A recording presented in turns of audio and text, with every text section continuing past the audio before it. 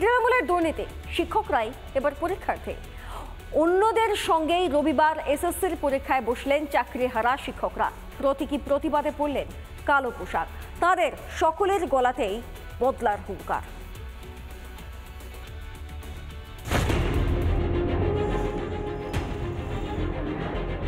কারো পরনে কালো পাঞ্জাবি, কেউ পরেছিলেন কালো জামা, আবার কেউ কালো ব্যাজ পরে পরীক্ষায় বসেছিলেন।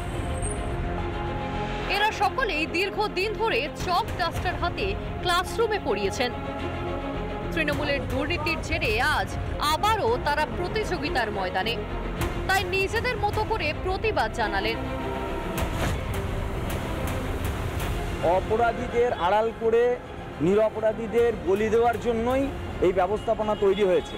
সেই জন্য আমরা যে কালো পোশাক পরে যারা ভুল জাজমেন্ট দিয়েছে এবং অপরাধীদের আড়াল করেছে এবং নিরপরাধীদের বলি দিয়েছে, তাদের জন্যই আমরা মূলত একটা প্রতীকী প্রতিবাদ হিসাবে কালো জামা পরেছি। পায়েল দত্ত দীর্ঘ 6 বছর ধরে চাকরি করেছেন মুর্শিদাবাদের একটি স্কুলে। শাসকের দুর্নীতির খেসারত দিতে হয়েছে।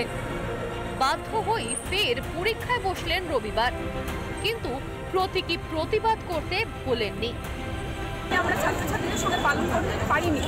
অত্যধিক মানসিক যন্ত্রণা নিয়ে আমরা পরীক্ষার প্রস্তুতি নিয়েছি, আজকে পরীক্ষা দিচ্ছি।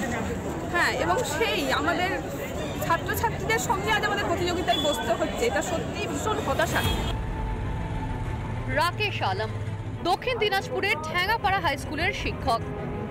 এই স্কুলেই দীর্ঘদিন পরীক্ষক হিসেবে দায়িত্ব পালন করেছেন। রবিবার তিনি পরীক্ষার্থী, পরনে ছিল কালো পোশাক।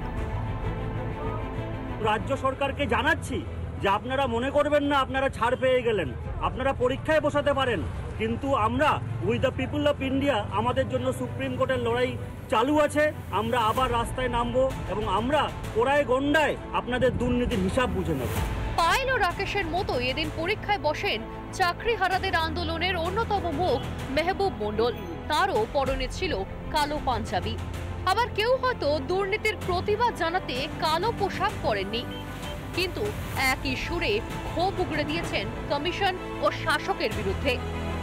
এই এসএসসি তারা নিজেরা এত নির্লজ্জ, তারা নিজেরা অযোগ্যদের লিস্ট ওয়ান দিয়ে বলছে যে আরও আছে, তারপরেও এই রকম একটা জোর জবরদস্তি শুধু নিজেদের জেদ আর চাকরি চুরির দায় ঝেড়ে মুছে ফেলার জন্য তাড়াহুড়ো করে পরীক্ষা নেওয়া মাত্র।